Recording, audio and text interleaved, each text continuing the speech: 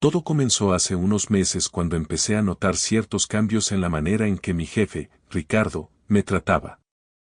Mi nombre es Alex, y trabajo como coordinador de proyectos en una empresa de marketing bastante reconocida. Hasta hace poco, mi relación con Ricardo había sido cordial, aunque no especialmente cercana. Sin embargo, todo cambió cuando ciertos rumores sobre mi orientación sexual comenzaron a circular por la oficina. Antes de que esos rumores surgieran, Ricardo me trataba como cualquier otro empleado, me asignaba proyectos importantes, participaba en reuniones clave y mi opinión era respetada en las discusiones de equipo. Pero de repente, todo eso cambió. Comenzó de manera sutil, con pequeños comentarios que parecían inocentes, pero que, al analizarlos, tenían un trasfondo incómodo. Ricardo empezó a hacer bromas que rozaban lo personal y, poco a poco, dejó de invitarme a reuniones que antes eran parte de mi rutina. Recuerdo un día en particular cuando me di cuenta de que algo iba muy mal. Había estado trabajando durante semanas en la presentación de una campaña importante. Esta campaña iba a ser presentada a uno de nuestros clientes más grandes y me había asegurado de que todo estuviera perfecto. Pero en lugar de darme la oportunidad de presentarla, Ricardo decidió asignarle la tarea a un colega con menos experiencia, sin ninguna explicación. Me quedé fuera de la reunión, sentado en mi escritorio, sintiéndome completamente inútil y desconcertado. No tardé en darme cuenta de que este no era un incidente aislado. De hecho, empezó a ocurrir con más frecuencia. Ricardo me asignaba tareas que estaban muy por debajo de mis habilidades y experiencia. Tareas que, honestamente, cualquier pasante podría haber hecho. Mientras tanto, mis colegas continuaban recibiendo proyectos desafiantes y oportunidades para destacarse. La situación se hizo insostenible cuando, durante una reunión de equipo, Ricardo hizo un comentario despectivo sobre mi estilo de vida que me dejó sin palabras. Nadie en la sala dijo nada. El silencio fue ensordecedor. A medida que estos incidentes se acumulaban, comencé a sentirme cada vez más aislado y humillado.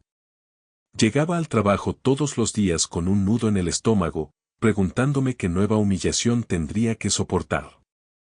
Sabía que algo andaba mal, pero no estaba seguro de cómo manejarlo. Hablé con algunos compañeros de trabajo, pero nadie quería involucrarse. La mayoría parecía querer evitar el conflicto o simplemente no querían arriesgarse a enfrentar la ira de Ricardo. Un día, mientras revisaba unos correos electrónicos antiguos, encontré un mensaje que Ricardo me había enviado unos meses antes.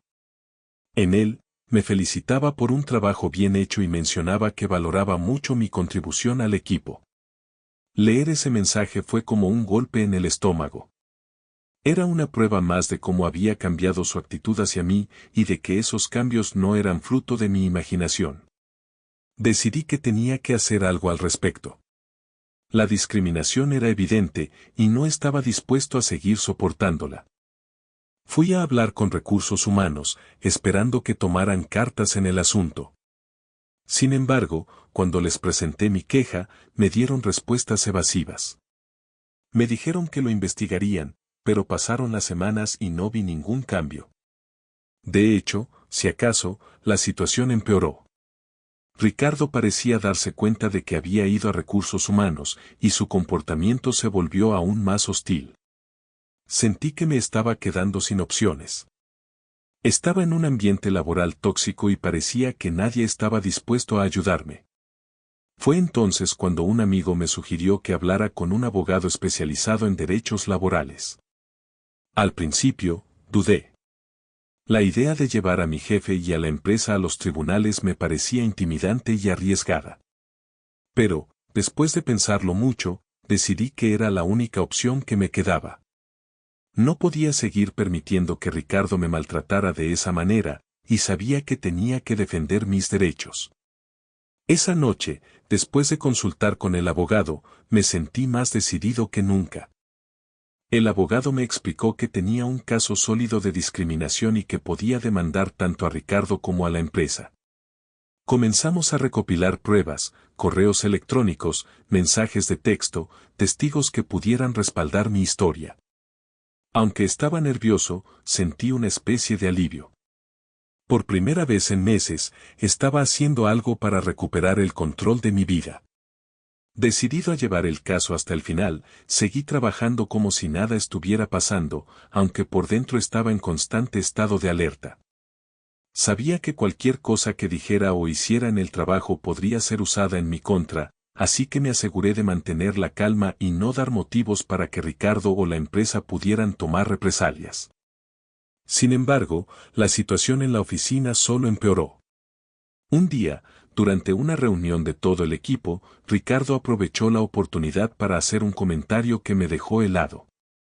Estábamos discutiendo un proyecto en el que yo había trabajado arduamente, cuando Ricardo, con una sonrisa burlona, dijo frente a todos: parece que algunos prefieren concentrarse en su vida personal en lugar de en el trabajo. No me sorprende que este proyecto esté tan, ¿cómo decirlo?, delicado. Todos en la sala entendieron el doble sentido de sus palabras, y aunque algunos rieron nerviosamente, la mayoría simplemente evitó mirarme a los ojos. Esa humillación pública fue la gota que colmó el vaso. Salí de la reunión sintiéndome completamente degradado. No solo me estaba atacando por mi orientación sexual, sino que también estaba tratando de destruir mi reputación profesional. En ese momento, decidí que no solo iba a demandarlo, sino que iba a hacer todo lo posible para asegurarme de que Ricardo enfrentara las consecuencias de sus acciones. Mi abogado y yo continuamos recopilando pruebas. Descubrimos que no era la primera vez que Ricardo había mostrado comportamientos discriminatorios hacia otros empleados. Hubo casos de mujeres que habían sido marginadas después de tomar licencias de maternidad y empleados de minorías que habían sido despedidos sin razón aparente. Mientras más investigábamos, más evidente se volvía que Ricardo tenía un patrón de comportamiento tóxico que la empresa había ignorado durante años. Mientras tanto, en la oficina, las cosas seguían deteriorándose. Después del incidente en la reunión, Ricardo comenzó a asignarme proyectos que eran imposibles de completar dentro de los plazos establecidos. Estaba claro que estaba tratando de hacerme fracasar para tener una excusa para despedirme. Sin embargo, me aseguré de documentar todo: los correos electrónicos con instrucciones poco claras, los cambios repentinos en los plazos y las tareas que no tenían sentido.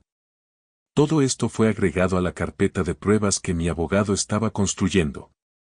Un día, mientras revisaba unos documentos en mi escritorio, un compañero de trabajo, a quien llamaremos Javier, se acercó discretamente y me dijo que necesitaba hablar conmigo en privado.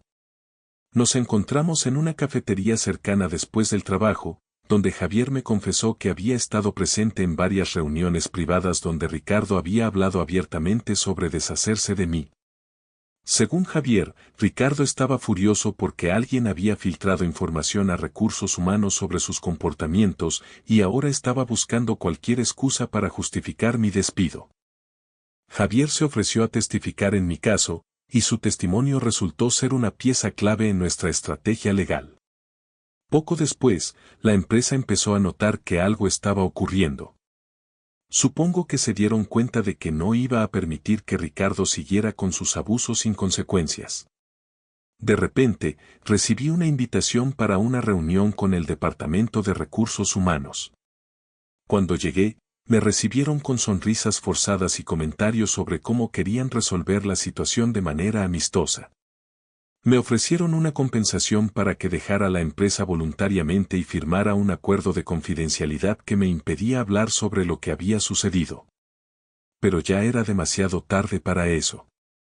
Les dejé claro que no estaba interesado en su oferta y que el proceso legal ya estaba en marcha. Salí de esa reunión sintiendo una mezcla de miedo y determinación. Sabía que las cosas se iban a poner difíciles, pero también sabía que estaba haciendo lo correcto. El juicio se acercaba, y mi abogado estaba más confiado que nunca.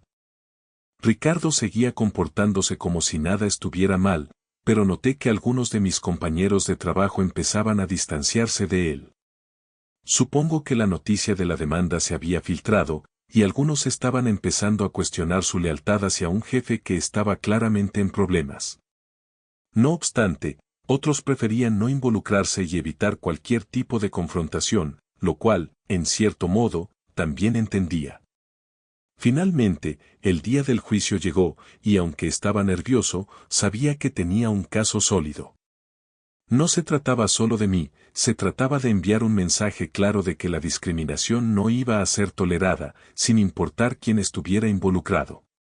Mi abogado presentó nuestras pruebas de manera contundente, y los testimonios de personas como Javier fueron cruciales para demostrar el patrón de comportamiento de Ricardo. El juicio fue una experiencia agotadora. Ver a Ricardo sentado al otro lado de la sala, fingiendo estar tranquilo y seguro de sí mismo, me revolvía el estómago. Mi abogado, sin embargo, estaba preparado. Desde el primer día, presentó nuestras pruebas de manera contundente, correos electrónicos con comentarios inapropiados, mensajes de texto que mostraban claramente la discriminación y, por supuesto, el testimonio de Javier, que resultó ser un golpe devastador para la defensa de Ricardo. Ricardo intentó defenderse alegando que sus comentarios eran bromas y que nunca tuvo la intención de discriminarme.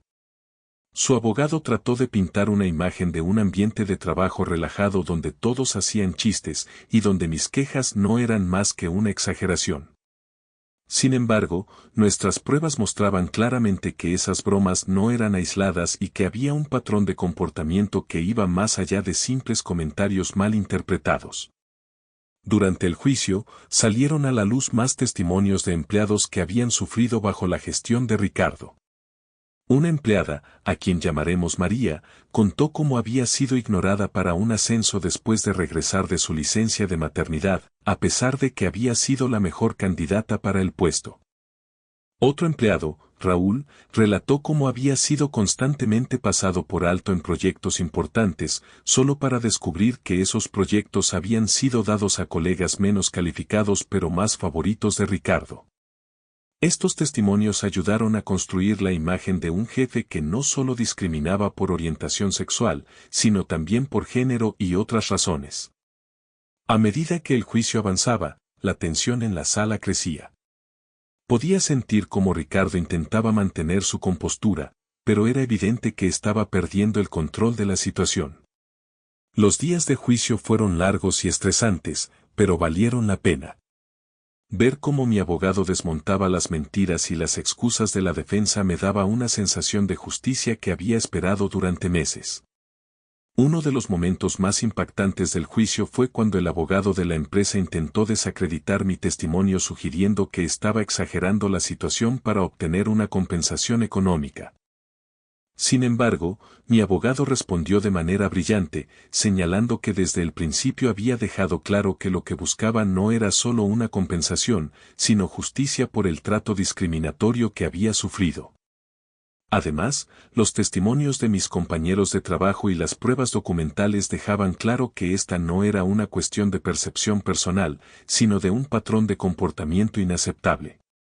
El caso se convirtió en un tema mediático, especialmente cuando algunos periodistas empezaron a investigar más a fondo el historial de Ricardo y la empresa. Pronto surgieron historias de otros empleados que habían tenido experiencias similares y la reputación de la empresa comenzó a desplomarse. Lo que en un principio parecía ser un caso más de discriminación laboral, se transformó en un escándalo que afectó profundamente la imagen de la empresa en el mercado.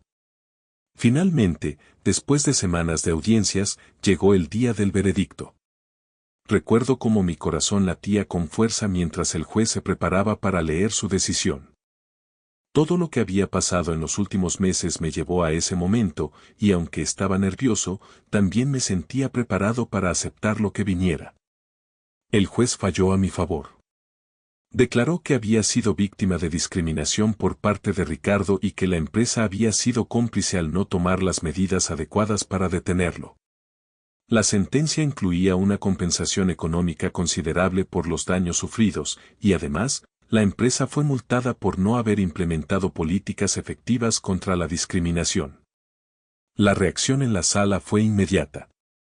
Ricardo se quedó pálido, como si no pudiera creer lo que estaba escuchando.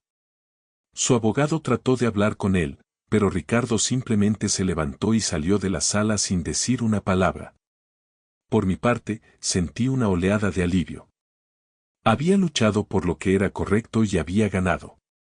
Pero, aunque la victoria era dulce, sabía que las repercusiones de este juicio iban a ser grandes. Poco después del veredicto, la noticia se difundió rápidamente.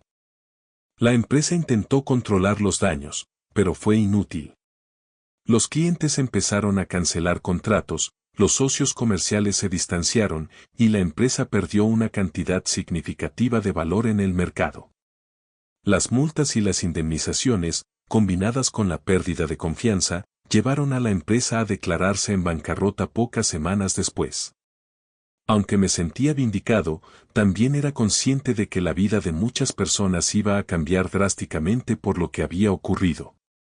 Sabía que algunos de mis compañeros de trabajo perderían sus empleos debido a la bancarrota de la empresa, y aunque no me sentía culpable, era un recordatorio de las consecuencias reales de esta lucha por justicia. La noticia de la bancarrota de la empresa corrió como pólvora. Los medios de comunicación no tardaron en cubrir la historia, y en cuestión de días, el escándalo se convirtió en un tema de discusión en el mundo corporativo. Muchos vieron la caída de la empresa como una advertencia de lo que podría suceder cuando se permitía que la discriminación y el abuso de poder pasaran desapercibidos. Por mi parte, aunque estaba satisfecho con el resultado, también era consciente de las repercusiones que esto tendría para muchas personas que trabajaban en la empresa, incluyendo algunos de mis compañeros más cercanos. Algunos empleados que habían apoyado mi caso se acercaron a mí después del juicio para agradecerme por haber tenido el valor de denunciar. Me contaron historias sobre cómo ellos también habían sufrido en silencio, temiendo represalias y hablaban. Aunque sus palabras me reconfortaron, también me hicieron pensar en cómo la cultura de miedo que Ricardo había cultivado en la empresa había afectado a tantos. Me di cuenta de que mi lucha no solo había sido por mí, sino también por todos aquellos que habían sido silenciados. Sin embargo, no todos estaban contentos con lo que había sucedido. Algunos compañeros, especialmente aquellos que habían estado cerca de Ricardo, me culparon por la bancarrota y por la pérdida de sus empleos. Recibí mensajes anónimos de odio, y algunos incluso me confrontaron en persona, acusándome de haber destruido sus medios de vida. Entendía su frustración, pero sabía que la verdadera culpa recaía en Ricardo y en la cultura tóxica que había permitido que algo así ocurriera. A medida que pasaban las semanas, intenté reconstruir mi vida. Encontré un nuevo trabajo en una empresa que valoraba la diversidad y tenía políticas claras contra la discriminación. Aunque la experiencia con Ricardo había sido traumática, también me había fortalecido. Ahora era más consciente de mis derechos y estaba decidido a no permitir que nadie más me tratara de la misma manera. Ricardo, por otro lado, desapareció del radar después del juicio. Intenté seguir su rastro a través de las noticias, pero parecía que había decidido mantenerse en la sombra, al menos por un tiempo. Sin embargo, escuché rumores de que estaba teniendo problemas para encontrar un nuevo trabajo debido a la mala reputación que había adquirido. Me preguntaba si alguna vez se daría cuenta del daño que había causado, no solo a mí, sino a todos los que habían trabajado bajo su mando. Unos meses después del juicio, recibí una llamada inesperada de Javier, el compañero que había testificado en mi favor. Me contó que había comenzado a trabajar en una nueva empresa y que las cosas iban bien para él. Me agradeció nuevamente por haberlo inspirado a hablar y me dijo que había aprendido una lección importante sobre no quedarse callado ante la injusticia. Sus palabras me alegraron y me hicieron sentir que, a pesar de todo, algo bueno había salido de esta experiencia. Aunque la bancarrota de la empresa había dejado a muchos sin empleo, también había generado un cambio en la industria. Muchas otras empresas comenzaron a revisar sus políticas internas y a tomar medidas para asegurarse de que no hubiera lugar para la discriminación. Algunas incluso implementaron programas de entrenamiento para sensibilizar a sus empleados y directivos sobre la importancia de la inclusión y el respeto en el lugar de trabajo. Saber que mi caso había tenido un impacto más allá de lo personal me dio un sentido de satisfacción y propósito. Hoy, cuando miro hacia atrás, sé que tomé la decisión correcta al demandar a Ricardo y a la empresa. Fue una batalla dura, llena de momentos de duda y miedo, pero también fue una lucha necesaria. No solo logré justicia para mí mismo, sino que también contribuí a crear un entorno laboral más justo para otros. A veces, la justicia no es solo una cuestión de lo que es correcto o incorrecto, sino de tener el coraje de enfrentarse a aquellos que abusan de su poder y de asegurarse de que no puedan volver a hacerlo. La pregunta que me hice durante todo el proceso fue si valía la pena llevar el caso hasta las últimas consecuencias. Ahora, con todo lo que ha pasado, sé que lo fue. Porque, al final, la justicia no se trata solo de ganar o perder un caso, se trata de defender lo que es correcto y de asegurarse de que nadie más tenga que pasar por lo que yo pasé. Y, si alguna vez me enfrento a una situación similar, no dudaré en actuar de nuevo.